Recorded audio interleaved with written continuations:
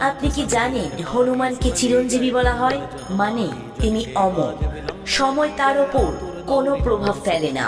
পুরাণ অনুযায়ী যেখানেই ভগবান রামচন্দ্রের নাম উচ্চারণ করা হয় সেখানেই নাকি হনুমান নিজে উপস্থিত থাকে।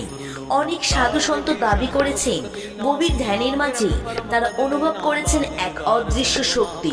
কেউ কেউ তো সরাসরি তার দর্শন পাওয়ার কথাও বলেছে। ভারতের কিছু রহস্যময় স্থানে আজও শোনা যায় অদ্ভুত গল্প।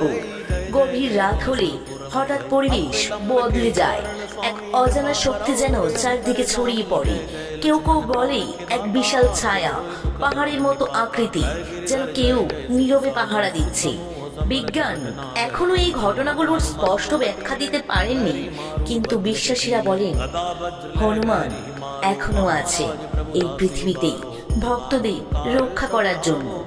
প্রশ্ন হলো, যদি তিনি সত্যি আমাদের আশেপাশে থাকেন তাহলে আমরা কি তাকে চিনতে পারবো?